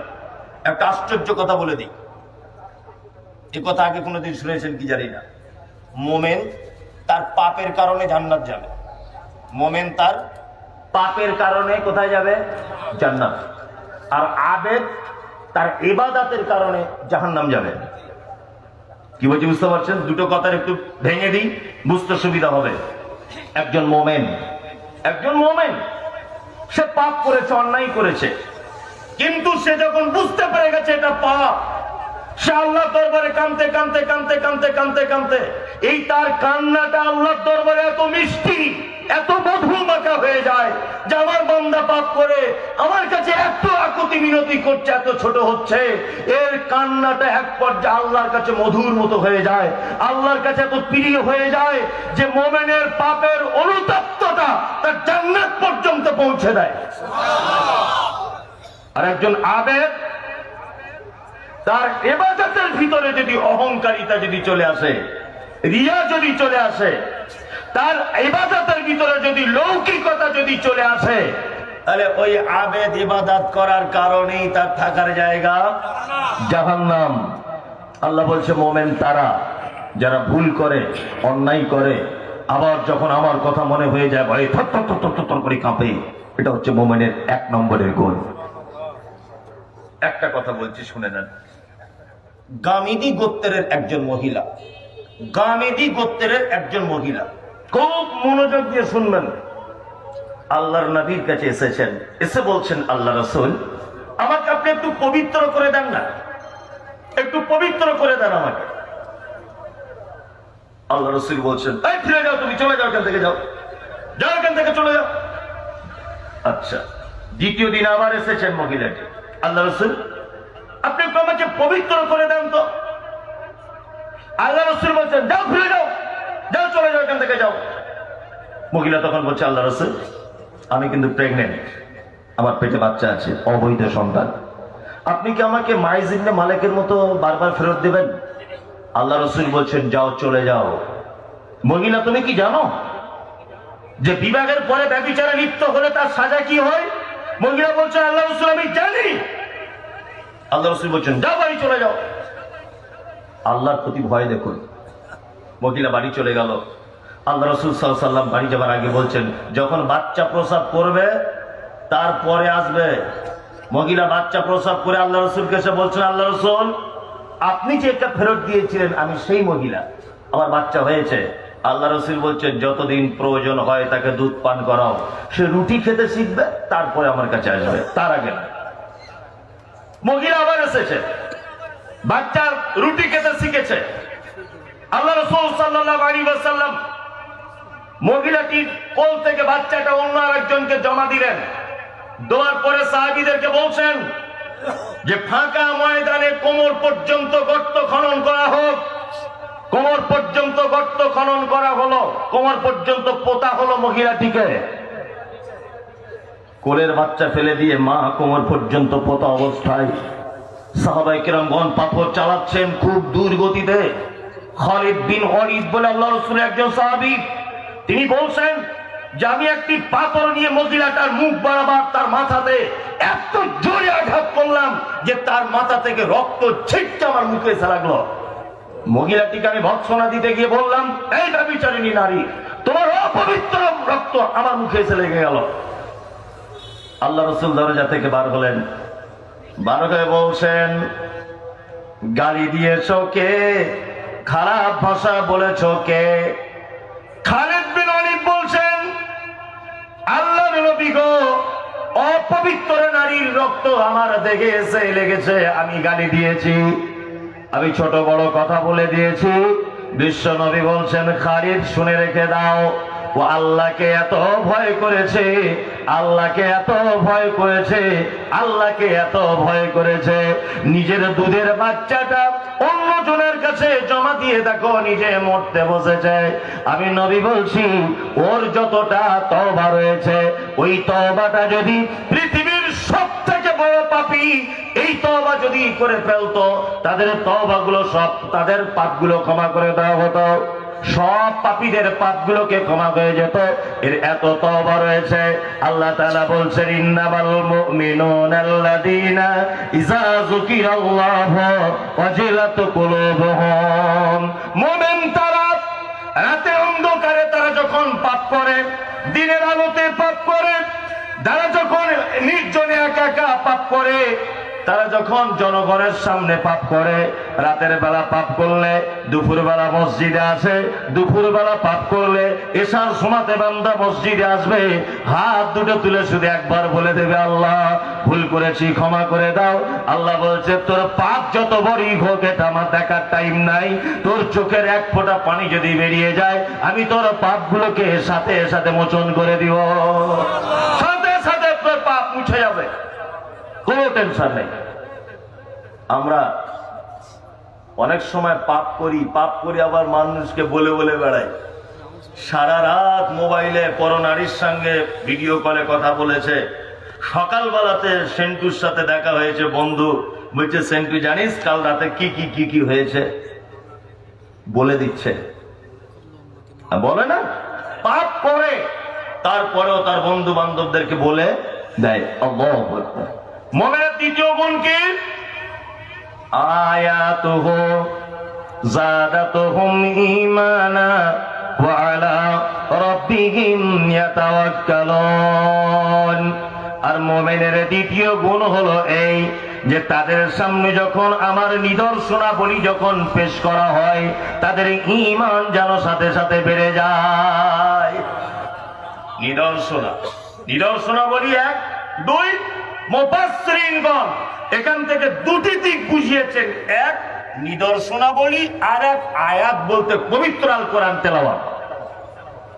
কি বললাম বুঝলেন? কোরআন তেলাওয়াত শুনলে চোখে পানি আসে, আসে, অনেক মানুষের আসে। আমি আমার জীবনে একটা বাস্তব কথা আপনার সামনে আমি পেশ করার চেষ্টা করছি। এক, আমার নিজস্ব একটি ট্রাভেলস আছে, সহি সুন্নাহ ট্যুর অ্যান্ড ট্রাভেলস। হজ উমরাতে লোক নিয়ে যাওয়ার জন্য আমার নিজস্ব ট্রাভেলস আছে ইন্ডিয়াতে। প্রত্যেক মাসে 20-50 জন মানুষ যায়। এই জানুয়ারি 2 তারিখে 52 থেকে 53 জন মানুষ যাচ্ছে। তা কখনো কখনো আমি আমার সহকারী মাদ্রাসা শিক্ষককে পাঠাই, আর না হলে কখনো আমি ফ্রি থাকলে আমি নিজে যাই। তা আমি একবার গেছি পশ্চিম বাংলার উত্তর দিনাজপুর বলে একটি জেলা আছে, মুক্তাদির ভাই ওখানে গেছেন জানেন। তা ওই উত্তর দিনাজপুরে একদম পল্লী গ্রামের একজন মানুষ, বুড়া মানুষটা আমার সঙ্গে উমরা করতে গেছে। মক্কাতে পৌঁছালাম, কাবা ঘরের চারিদিকে চক্কর লাগাবো, তওয়াফ করব। ওনাকে দেখতে পাচ্ছি যে উনি আমার জামার এইটা এরকম ভাবে ধরে রাখছেন বারবার। তা আমি ওকে বলছি, চাচা আপনি যদি আমার জামার কলারটা যদি ধরে রাখেন তাহলে আমার তো তওয়াফ করতে অসুবিধা হচ্ছে। তখন চাচা একটাই কথা বারবার বলছে, আমি লেখাপড়া জানি না, নাম লিখতেও পারি না, আরবি বুঝি না, বাংলাও ভালো পড়তে জানি না, হিন্দি বুঝি না, উর্দু বুঝি না, এখানকার আরবিও বুঝি না। আমি যদি একবার এই গিরে হারিয়ে যাই, বাবা আমি আর বাড়ি যেতে পারবো না, খুব ভয় করছে আমার, ওই জন্য তোমাকে আমি ছাড়বো না। লোকটা লেখাপড়া জানে না, কোরআন মাজিদ শুনলে সত্যি যে অন্তর কেঁপে যায়, তার একটা দৃষ্টান্ত পেশ করছি। কাবার যিনি ইমাম রয়েছেন, ফার্স্ট ইমাম, এখন আর ইমামতি করেন না, খুব কম, ডক্টর আব্দুর রহমান আস-সুদাইস হাফিজাহুল্লাহ। তিনি এশার আর মাগরিবের সময় বেশিরভাগ টাইম তিনি সালাতের ইমামতি করেন। কিন্তু উনি আবার এমন নরম হৃদয়ের মানুষ, জাহান্নামের আয়াতগুলি যখন চলে আসে, আমি নিজে দেখেছি 20-30 সেকেন্ড হাউ হাউ করে বাচ্চা ছেলের মতো ডুকরে ডুকরে কাঁদেন। হাজি সাহেবরা যারা আছেন যদি শুনে থাকেন প্রমাণ হয়ে যাবে, না হলে মোবাইলে দেখে নেবেন। আমি তওয়াফ করছি, অশিক্ষিত মূর্খ চাচা আমার সাইডে আছেন জামার কলার ধরে। আজান হয়ে গেল, আমি দাঁড়িয়ে পড়লাম, আর আমার ডান দিকে চাচাও দাঁড়িয়ে পড়ল। আর আব্দুর রহমান সুদাইসি কোরআন তেলাওয়াত করছেন। জাহান্নামের আয়াত চলে এলো, উনি হাউ হাউ করে কাঁদছেন। আমি 2-4 পতা ছেঁড়া পতা মৌলভী সাহেব, আমিও বুঝতে পেরে গেলাম আল্লাহ এখানে এই কথা বলতে চাইছে। আমি একজন ছোটখাটো আলেম, আমার চোখে পানি চলে এলো। Ethiopia, Tanzania, German, Japan, France, Kuwait, Bahrain, পৃথিবী থেকে যারা যে ইসলাম থেকে এসেছে সবাই দেখি হাউ হাউ করে কাঁদছে। আমার চোখ দিয়ে পানি পড়ে জামাটা ভিজে যাচ্ছে। আমার পাশের চাচাটা দেখছি হাউ হাউ করে কাঁদছে, আমার থেকে কান্নার আওয়াজ আরো বেশি। নামাজ শেষ হয়ে গেল, চাচা আমাকে জিজ্ঞাসা করে বলছে, চাচা, আমি চাচাকে জিজ্ঞাসা করে বলছি, চাচা সত্যি করে বলো তো তুমি কি কোরআন বোঝো? চাচা বলছে, মমতাজুল বেটা কোরআন বুঝি না, কোরআন পড়তেও জানি না, কিন্তু আজকে জীবনে আমার 50, 60, 70 বছর নামাজ পড়ার বয়স, আমি যত ইমাম সাহেবের পিছনে দাঁড়িয়ে কোরআন তেলাওয়াত শুনেছি, আমি এই রকম তেলাওয়াত জীবনে কোনোদিন শুনিনি। আমার অন্তরটা গলে গেল, আমি বাচ্চা ছেলের মতো কাঁদতে শুরু করে দিলাম। আমার মনে হলো, চাচা তুমি এমনিতে কাঁদো নাই, আল্লাহ বলেছেন আয়াতুহু যাদাতুহুম ঈমানা।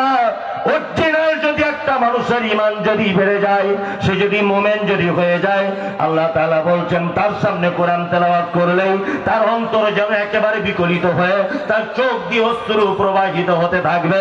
এটা মুমিনের 2 নম্বরের গুণ। চাচা তুমি শোনো, বাড়িতে তুমি যখন ছিলে তোমার ঈমানে জং লেগেছিল, তুমি এখানে যখন এসেছো তোমার ঈমান বেড়েছে।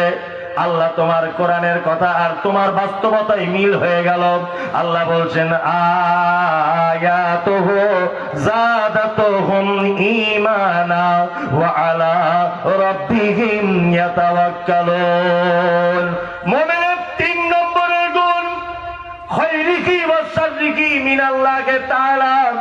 ভালো মন্দ যা কিছু হয় আল্লাহর উপরে ভরসা করে দেয়, তাওয়াক্কুল করে কার উপরে? আল্লাহর উপরে। রুজির মালিককে আল্লাহ, হায়াতের মালিককে আল্লাহ। আল্লাহ তাআলা বলছেন আল্লাযী জাআলা লাকুমুল আরদা ফিরাশাও ওয়াস সামাআ বিনাআ ওয়া আনজালা মিনাস সামাই মাআন ফাআখরাজা বিহি মিনাস সামারাতি রিজকাল লাকুম ফালা তাজআলু লিল্লাহি আমদাদা ওয়া আনতুম তা'লামুন। পবিত্র আল কোরআন। আল্লাহ, আল্লাহর প্রতি শুধু ভরসা রাখেন, উপর থেকে ব্যবস্থা হয়ে যাবে সমস্ত কিছুর, ইনশাআল্লাহ। হবে না? তার জ্বলন্ত প্রমাণ চৈত্র বৈশাখ মাসে দেখবেন মাটিগুলো ফেটে হা হয়ে যায়, যায় না? যায়। আল্লাহ বলছে যখন আষাঢ় মাস পড়বে শুধু আমার উপরে তাওয়াক্কুল করে থাকবি। আসমানকে বলে দিব শুকনো মাটিটা কাদা করে দে, আর চাষিকে বলে দিব গরু নিয়ে মাঠে চলে যা। দেখবেন চাষের আগে প্রত্যেক গরুর গায়ের লোমগুলো পাল্টিয়ে যায়। চেক করে দেখবেন বর্ষা পড়ার আগে। মানে আল্লাহ জানে আমার বান্দা ধান করবে, আমার বান্দা ধান লাগাবে, গরু আগে থেকে সাইজ করে দিই। পুরাতন লোমের উপরে যদি বৃষ্টি হয় সর্দি কাশি লেগে যেতে পারে, নতুন ওর পশমের উপরে পানি পড়লে একেবারেই স্লিপ করে চলে যাবে। আমার নাম হলো আল্লাহ। আল্লাহ নবী বলছেন মাটির এত পাওয়ার, এত ক্ষমতা। আল্লাহ রাসূল বলেছেন কুল্লু আজমিন ইয়াকুলুত তুরাব ইল্লা আজমিজ জামবে। মাটির এত পাওয়ার, এর ভিতরে পৃথিবীর যত শক্তিশালী মানুষকে ঢোকানো হোক না কেন, প্রতিটা মানুষকে খেয়ে চৌচির করে ফেলবে। ফেলবে না? আপনি লোহা দিয়ে দেন, জং লাগিয়ে শেষ করে দিবে, দিবে না? আপনি কাপড় ফেলে দেন, পচিয়ে দিবে। একটা গাছ কেটে ফেলে দেন, পচিয়ে শেষ করে দিবে, দিবে না? দিবে। আল্লাহ বলছে আমার নাম রব, বান্দা আমার উপরে তাওয়াক্কুল করে থাকবি। লোহাকে মাটির তলায় দিলে লোহা জং পড়ে যায়, কাটকে দিয়ে দিলে ওই দেখে নেয়, আর তোমাকেও যদি দেওয়া হয় তোমার হাড্ডির কোনো আর অস্তিত্ব থাকবে না। কিন্তু আল্লাযী জাআলা লাকুমুল আরদা ফিরাশাও ওয়াস সামাআ বিনাআ, বিছানার মতো জমিনে আসমান থেকে যখন বৃষ্টি বর্ষণ করি আর জমি যখন কাদা করে ভরিয়ে দেই, চাষি তুমি ধান নামক একটা ছোট্ট জিনিসকে জমিনে ফেলে দাও, আমি আল্লাহ ইচ্ছা করলে ধানটাকে কাদায় পচিয়ে দিতে পারতাম, সব কিছু পচিয়ে দিব, কিন্তু ধানটাকে আমি আল্লাহ পচাই না, ওইখান থেকে চারা বার করে দিই, ওইখান থেকে আবার 20টা ধানের জন্ম দিয়ে দিই। তোমরা শুধু আমার উপরে ভরসা করবে, ভালো মন্দ যা কিছু হবে আমার উপরে ছেড়ে দিবে। এটা মোমেনের 1 নম্বরে নয় 3 নম্বরের গুণ। খাইরিকি ওয়া শাররিকি মিনাল্লাহি তাআলা, ভালো মন্দ আল্লাহর উপরে ভরসা করবে। ভরসা করবে কার উপরে? আল্লাহর উপরে। আল্লাহর উপরে ভরসা আছে? আছে? আল্লাহ কেমন ভরসা, আল্লাহর প্রতি আমাদের বিশ্বাস কেমন? ঘটক সাহেব বুঝেন? ঘটক সাহেব ছেলে মেয়ের যারা বিয়ে লাগায়, জানেন? হ্যাঁ, ছেলে মেয়ের যারা বিয়ে লাগায় ওই রকম একটা লোক আপনার বেটিকে দেখতে এসেছে, আপনার বেটি তো এসে বলছে যে সাইফুল ভাই মাশাআল্লাহ আপনার বেটিটা বেশ সুন্দরী। সাইফুল তখন খুব গর্বের সাথে বলছে সুন্দরী তো হবেই, তোমার ভাবি জানো তো খুব সুন্দরী, কার পেটে ছিল সেটা আগে দেখো। এটা বলবে? বলবে? বলবে না? ও বলবে। আচ্ছা বলুন তো, ওর স্ত্রী সুন্দর বলে ওর বেটি সুন্দর হয়েছে, কথা ঠিক? হ্যাঁ না, সুন্দর আল্লাহ করেছে? আল্লাহ করেছে। একজন মোমেন সর্ব বিষয়ে ভারাপন দিয়ে দিবে কার উপরে? আল্লাহর উপরে। 4 নম্বরের গুণ, আল্লাযীনা ইউকিমুনাস সালাত, মোমেন সালাত আদায় করে। সালাত আদায় করেন তো? 5 ওয়াক্ত কারা? 5 ওয়াক্ত। জুম্মার দিনের লোক না, 5 ওয়াক্ত। আলহামদুলিল্লাহ। অনেকজনা আছে ভিতরে ভিতরে আসামি আছে না, এখানে যে যারা হাত তুলেছে সবাই যে 5 ওয়াক্ত পড়ে তাও না, এতে কয়েক রকমের নামাজি আছে। বলবো?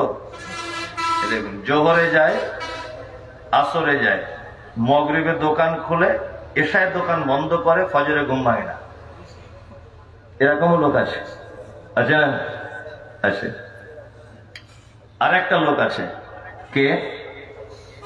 সে লোকটা শুধু জুম্মার দিনে যায়। আছে এরকম বাংলাদেশে? আর এমন ড্রেস পরে যাবে মনে হচ্ছে আব্দুল কাদের জেলানি ঢুকছে মসজিদে, অথচ সারা সপ্তাহের কোনো খোঁজ নেই, তাই না? আর এক কোয়ালিটির নামাজি আছে যারা শুধু 2 ঈদে যায়, ঈদুল ফিতর আর ঈদুল আজহা। আর একটা নামাজি আছে যারা 5 ওয়াক্তে কন্টিনিউ সালাত আদায় করে, কিন্তু কিচ্ছু জানে না আর বুঝেও না। এরকম লোক আছে না? আচ্ছা চাচা, আল্লাহু আকবার, আল্লাহুম্মা বা'id বাইনি ওয়া বাইনা খাতায়ায়া কামা বা'adta বাইনাল মাশরিক ওয়াল মাগরিব, এই দোয়াটা বলুন তো চাচা। যে বাপ এটা জানি না। আচ্ছা এটা জানেন না? না, আচ্ছা ঠিক আছে। তার সবতে বসে যে দোয়াগুলো বলে একটু শোনাও তো বাপ। বলছে হুজুর ওটা তো জীবের আড়ি ধরে না, বলবো কেমন করে? আচ্ছা আচ্ছা, 2 সেজদার মাঝখানে কি দোয়া বলে? অত কিছু আমাকে জিজ্ঞেস করো না, তবে 30 বছর নামাজ পড়ছি বাবা, কিছুই জানে না। আবার কিছু লোক আছে দেখবেন তাদের ভোল্টেজই আলাদা, সেজদায় গিয়ে পা কিরকম করে রাখে, এরকম করে রাখা উচিত না, এরকম জমা, তাই তো? এখন একটা লোক পাটা এরকম ফাঁক করে রেখে দিয়েছে, তা তাকে বলা হচ্ছে চাচা একটু পাটা এরকম করে রাখতে হবে, এটা হাদিসে আছে। ও তখন বলছে তোর কবরে তুই যাবি, আমার কবরে আমি যাবো, বেশি বকবি না। যদিও বাঁচতাম আর আসবো না, আমার পিছনে লাগিয়ে দেখবেন, বলবে বলবে না? অথচ আপনি তাকে সত্যিটা বলে দিচ্ছেন এবং ভুল সংশোধন করে দিচ্ছেন, ও এটা শুনতে রাজি না, একদমই শুনতে রাজি না। এবার একটা মজার কথা বলি, কেউ রাগ করবেন না কিন্তু। যে লোকটা বলল আত্তাহিয়াত জানি না, আমি দরুদ জানি না, আল্লাহুম্মা বা'id বাইনি জানি না, ওই লোকটাকে আবার দেখবেন আল্লাহু আকবার, রুকুতে গিয়ে সেজদাতে গিয়ে মনে মনে ভাবি যে চাচা তুমি যখন দুয়া জানো না তাহলে বলছো কি? হ্যাঁ, তার মানে এতদিন বাংলাদেশের লোককে ঠকিয়ে হলো না, এখন আল্লাহকে ঠকাচ্ছ নামাজে মসজিদে। এরকম লোক আছে নামাজি? অজস্র নামাজি আছে, সূরা ফাতিহাটাও জানে না, আর কোনোদিন জানার চেষ্টাটাও করে না। যে ইমাম সাহেবের কাছে গিয়ে বলি যে বেটা দেখো তো আমার বায়ের বাড়িটা হচ্ছে কিনা, এটা জানারও কোনোদিন চেষ্টা করে না। আর এই জাতি কোনোদিন কল্যাণ পায়? যে জাতি তার মহাসম্মিলনে বাদামের দোকান লাগিয়ে একটা বাদামওয়ালা 4 কুইন্টাল বাদাম বিক্রি হয়েছে, জিলাপিওয়ালা 6 কুইন্টাল, মানে 100 কেজি করে 200 কেজি করে বাদাম বিক্রি। সব দোকানদাররা মনে হয় 1000-20-30 হাজার টাকা করে বেচা কেনা করে, এত বেশি বেচা কেনা। অথচ একটা লোক বইয়ের দোকান লাগিয়েছিল, ওখানে নামাজ শিক্ষার বই, বাংলা কোরআন মাজিদ, বিভিন্ন দামি দামি লেখকদের লেখা বই, বইয়ের স্টল লাগিয়েছিল। ওকে জিজ্ঞাসা করবেন, ও বলবে আমার 5টাও নামাজ শিক্ষার বই বিক্রি হয়নি। যে জাতি 5 কুইন্টাল বাদাম শেষ করে দেয়, 2টা নামাজ শিক্ষার বই কিনতে পারে না, এ জাতি কোশ্চিন কালেও সফলতার চরম শিখরে পৌঁছাতে পারে না। তুমি রবের দরবারে যাচ্ছ সালাত আদায় করতে, তার মানে বুঝে নিতে হবে সালাত আদায় করা তোমার অভ্যাসে পরিণত হয়েছে, ইবাদত হয়নি। অভ্যাস, জোহরের সময়তে কি অভ্যাস? হাঁস মুরগি যেমন অভ্যাস, গরু ছাগলের অভ্যাস আছে, ঠিক তোমারও তেমন অভ্যাস হয়েছে। আসর আজান দিয়েছে মানে মসজিদে যেতে হবে। কি বললাম বুঝলেন না? বাড়িতে দেখবেন মা চাচিরা, মা ভাবিরা, দাদিরা, খালারা, ফুপুরা, যখন আপনার বাড়িতে যদি বিড়াল যদি একটা থাকে, বিড়াল, আপনি হাঁড়ি করে একটু নাড়াচাড়া করবেন, ও দেখে পিছনে এসে ম্যাও ম্যাও ম্যাও ম্যাও করবে। তার মানে কেউ বুঝতে পেরেছে এখন আমার মালিক খাবে, তোর পাশে গেলে কিছু পাবো। তোমার অবস্থা ঠিক এইরকম বিড়ালের মতো। মসজিদ আজান হলে তুমি চাও দায়িত্ব পালন করতে, কিন্তু ইবাদত হয় না। আর কতদিন এরকম 2 নম্বরই করে ঠোঁট নাড়িয়ে চলবে গোলাম হোসেন? হ্যাঁ, এই 2 নম্বরই আর কতদিন চলবে? এখন তো খুব সহজ দোয়া শিক্ষা করা, সহজ না? যারা বড় মোবাইল ব্যবহার করেন, শুধু এখানে গুগলে বলে দেন আত্তাহিয়াতুটা বার করুন, বার করে দেবেন। শুধু একবার বলুন আল্লাহুম্মা সাল্লি আলা মুহাম্মাদ, সাথে সাথে চলে আসবে। তেলেগু ভাষাতে লাগবে, গুজরাটিতে লাগবে, বাংলাদেশি ভাষায় লাগবে, আরবিতে লাগবে, পাঞ্জাবের ভাষাতে লাগবে, কোন ভাষাতে দরকার সেই ভাষাতে আপনি পেয়ে যাবেন। 2024 সালেও যদি আপনার নসিবে দুয়া একটাও যদি না জোটে, তাহলে আপনার মতো কপাল পোড়া আর কিছু নাই। কি বলা বুঝলেন না? শুধু হুজুরদের প্রশ্ন করতে ব্যস্ত, শুধু প্রশ্ন করছে, হুজুর এটা কি হবে, হুজুর ওটা কি হবে, হুজুর এটা কেন হালাল, হুজুর এটা কি করব। কোনদিন কোন হুজুরকে বলেছেন যে হুজুর এখন সবার সামনে শুনুন তো আমার আত্মাহিয়াতটা হচ্ছে কিনা? এতে নাই, এতে নাই। আমি নদিয়াতে একটা মাহফিল করতে গেছিলাম আমাদের পশ্চিম বাংলাতে, তো একটা ছেলে আমাকে প্রশ্ন করছে, হুজুর যে 2 জন ফেরেশতা কাঁধে থাকে এটা নেই আমরা শুনলাম আপনাদের মুখে, কিন্তু আমার জানতে ইচ্ছা করছে ওদের খাতা দুটো থাকে কোথায়? ওরা যে লেখে খাতা থাকে কোথায়? আর তোর বাপের মাথায়? ওটা জেনে তোর লাভ কি? হ্যাঁ, ওটা তোর জেনে লাভ কি? কি বললাম বুঝলেন না? মানে কি হুজুরদের শুধু প্রশ্ন করে কি করে প্যাঁচে ফেলানো যায়, অথচ আমার দুটা হচ্ছে কিনা হুজুর একটু দেখুন, এটা কেন ইচ্ছা প্রকাশ করে না? করে। আগে ছোটবেলাতে আমরা কায়দা বগদাদি যখন পড়েছি, কেমন করে পড়েছি? আমি নিজে পড়েছি যখন ছোটতে মক্তবে মসজিদে, আলিফ বে তে সে জিম হে খে, এরকম করে পড়েছি না? এখন কি হয়েছে? আলিফ বা তা সা জিম হা খ, তাই না? প্রশ্ন, বুঝি তাহলে তো কোরআনে উল্টো পাল্টা হয়ে যাবে না? আগে বেতে ছিল আর এখন বা তা হয়েছে, আবার কেমন করে হচ্ছে? আচ্ছা, যত প্রশ্ন হুজুরদের কাছে। অ আ হস্যই দীর্ঘই, এর ভিতরে দেখবেন বাংলা 9 মতো একটা অক্ষর আছে, ওটার নাম কি? লি, তাই না? লিকার লি, ওটা লি। এবার আপনাকে জিজ্ঞেস করছি, আচ্ছা লিচু বানান কি দিয়ে হয়? ল দিয়ে। কোনদিন হেডমাস্টারকে জিজ্ঞেস করেছেন যে লি দিয়ে হলো না কেন? জিজ্ঞেস করেছেন কেউ? না। আর ওই অক্ষরটা বা ব্যবহারই হয় না কেন? জিজ্ঞেস করেছেন কোনদিন? না।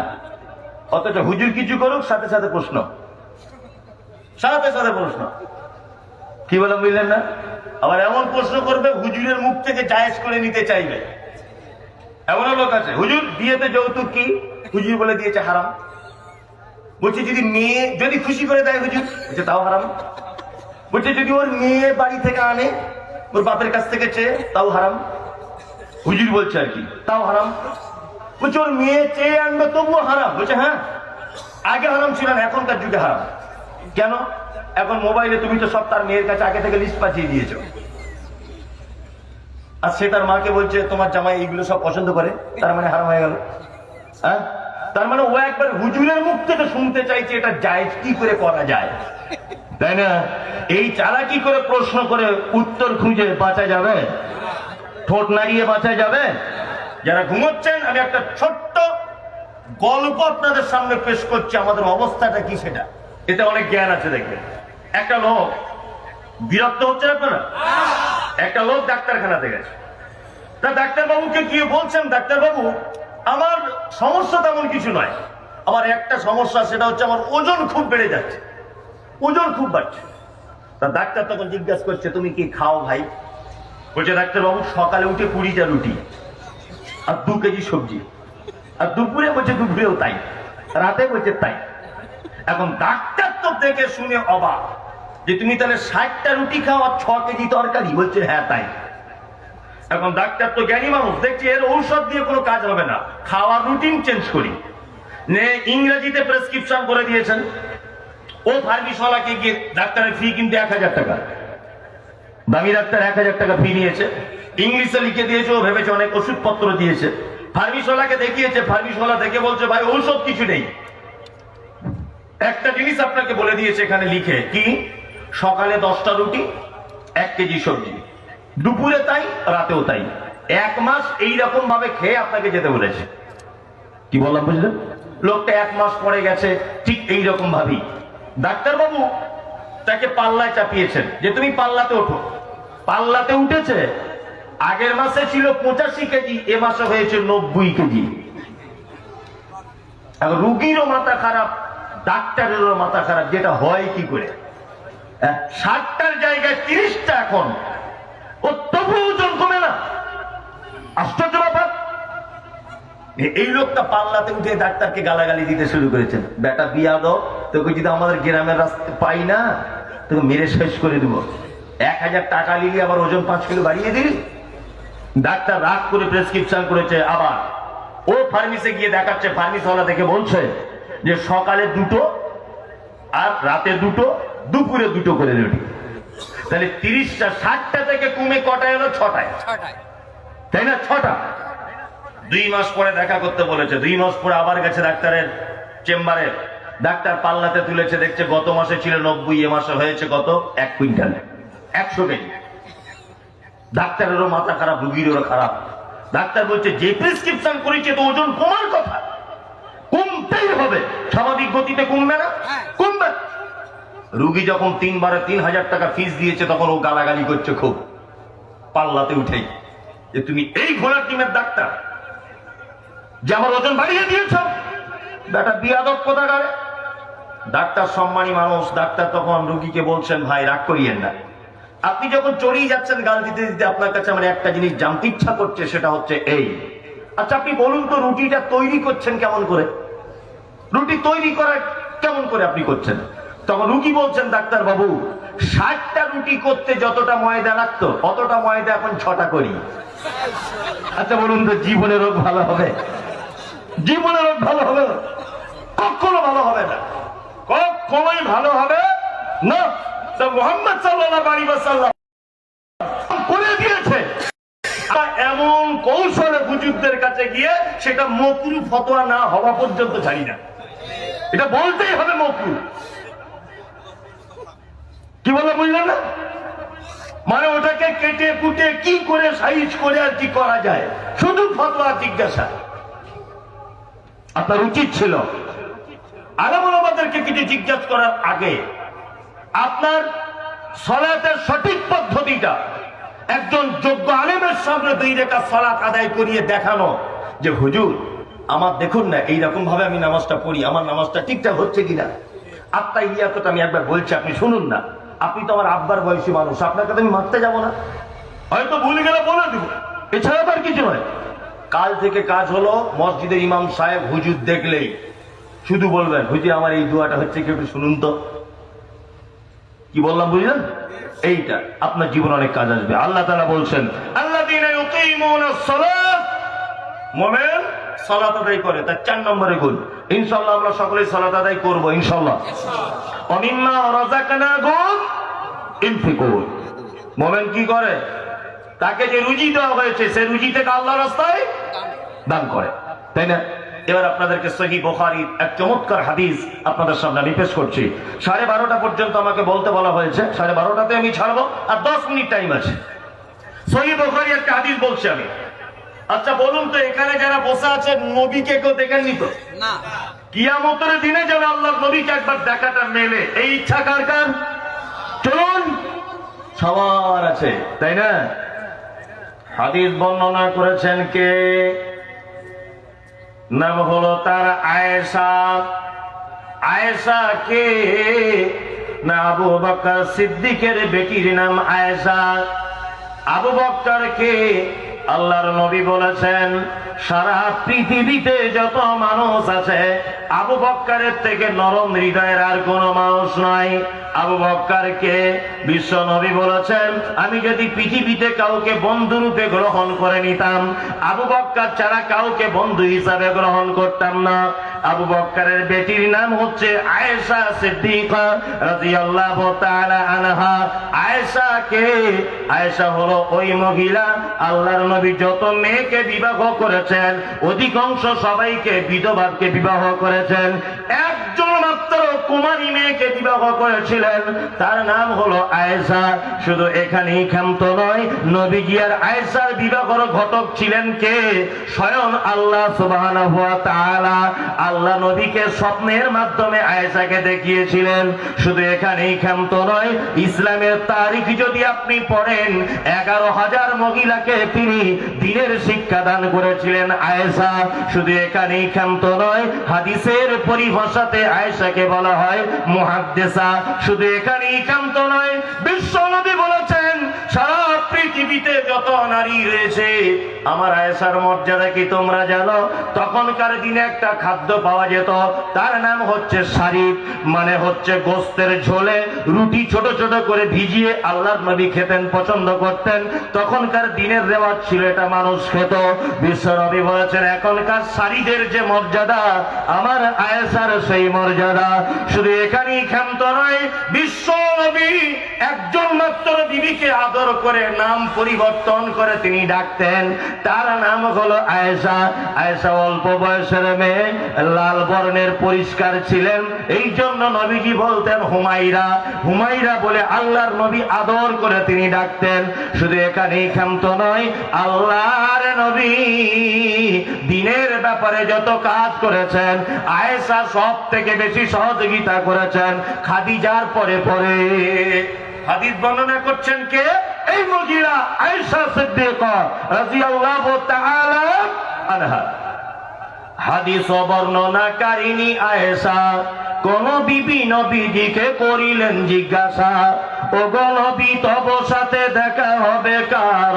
নবী বলে দুনিয়াতে হাত লম্বা যার।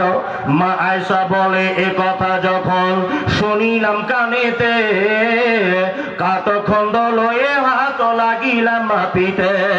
দেখিলাম আমি দেখিলাম বিবি সাদার হাত লম্বা বলি, আমার মুখেতে পড়ে গেল কালি। হাত লম্বার অর্থ পরে পারিলাম বুঝিতে, দান ধন যারা করে এই দুনিয়াতে। তারপরে জয়নাব এসে নবীজিকে কয়, কেন জয়নাব আল্লাহর রাস্তায় বেশি করে ক্ষয়? এ গ্রামের মানুষ শুনুন হাদিসটি বুখারীর। জয়নাবে আনন্দ আর আয়েশার মুখ ভারী। আম্মা জান আয়েশা নবীকে প্রশ্ন করে বলছেন, তার নবী গো কিয়ামতের দিনে লক্ষ কোটি মানুষ যেদিন এক জায়গায় হয়ে যাবে আপনার সঙ্গে প্রথমে কার দেখা হবে? নবী বলছেন আয়েশা রে, যার হাত লম্বা হবে তার সাথে আমার দেখা হবে। আয়েশা অল্প বয়সের মেয়ে, ব্যাপারটা বুঝতে পারলেন না। একটা কাঠের লাঠি নিয়ে বিশ্ব নবীর অন্যান্য বিবিদের হাতগুলো মাপতে লেগে গেল। দেখা গেল আল্লাহর নবীর আর একজন বিবি, নাম হলো তার সাউদা। সাউদার হাতটা লম্বা হয়ে গেল। আয়েশা দুঃখ কণ্ঠে এসে বলছেন, ইয়া রাসূলুল্লাহ, তাহলে কি আমি আয়েশা আপনার সঙ্গে আমার কি আর দেখা হবে না? বিশ্ব নবী বলছেন আয়েশা ওই রকম হাত লম্বা নয়, দান ধন যারা করে এই দুনিয়াতে। আয়েশা শুনে নাও, যারা দানের ব্যাপারে প্রতিযোগিতা করে, দানের ব্যাপারে যারা কম্পিটিশনে নেমে যায়, আমি নবী বলছি কিয়ামতের দিনে তার সাথে সর্বপ্রথম দেখা করব। এখন একটা মানুষ বলুন তো যে আমি সবার আগে দেখা করব, টাকা দিতে হবে তাহলে। এখন আর কেউ নেই, ঠিক আছে? মুক্তাদির ভাই বলছিলেন যে চালাকি করিয়েন না, বিসমিল্লাহ। অতি যারা চালাক হয় তাদের বেশি দিন টিকিট থাকে না, জানেন তো? আপনার এখন টাকা আসে ব্যাংকে, 2-5 লাখ টাকা আছে, কিন্তু মাদ্রাসা মসজিদের জন্য যখন আপনার কাছে বলা হয় তখন আপনি বলছেন নাই হুজুর, তাই না? যে গরু দেখবেন বেশি বদমাইশি করে, তারপরে বলুন তো না, বিক্রি জবাই করে প্রশ্নের উত্তর নয়, তার গলাতে একটা বাঁশ ঝুলিয়ে দেয়, তাই না? আপনাদেরকে করে কি জানি না, যে গরুগুলো খুব বদমাইশ নাক লাগাই দেয়, আর আমাদের দিকে কি করে, ঠিক এই 2-3 হাতের একটা বাঁশ তার গলাতে বেঁধে দেয়, ওর ঠ্যাঙের মাঝখানে বাঁশটা থাকে, দৌড়তেও পারে না, নফলাফি করতে পারে না। টাকা অনেক আছে তো মাদ্রাসা মসজিদের জন্য চাইলে দিতে ইচ্ছা করে না, তাই তো? আল্লাহ বলছে আমাকে ওই চেনো না, এমন নাক খুঁড়ে দেব সারা জীবনে দড়ি টানতে টানতে কবরে ঢুকে যাবে। সারা বাংলাদেশে রিপোর্ট করে করে করে করে রিপোর্ট ধরা পড়েনি কি হয়েছে, 3 বিঘে জমি বিক্রি হয়ে গেছে। এবছরে নিয়ত করেছে ইন্ডিয়া যাবে চিকিৎসা করাতে, ইন্ডিয়াতে মনে হয় 30 লাখ টাকা খরচা করে বাড়ি এসেছে, রোগ ধরা পড়েনি। আল্লাহ বলছে তোর ধরা পড়বে না, এটাই তোর রোগ, কেউ তোর রোগ ধরতে পারবে না, এটাই তোর রোগ। তো রিপোর্ট করিয়ে করিয়ে জমি জায়গা সব শেষ করে দেবে, এটা আল্লাহ পারে কি পারে না? পারে, পারে। শুধু রিপোর্ট করিয়ে করিয়ে তোর 12:30 বাজিয়ে দেবো, জমি জায়গা বিল্ডিং বালাখানা সব বিক্রি হয়ে যাবে, তোর রোগ ধরা পড়বে না, এটাই তোর রোগ। আশ্চর্য ব্যাপার।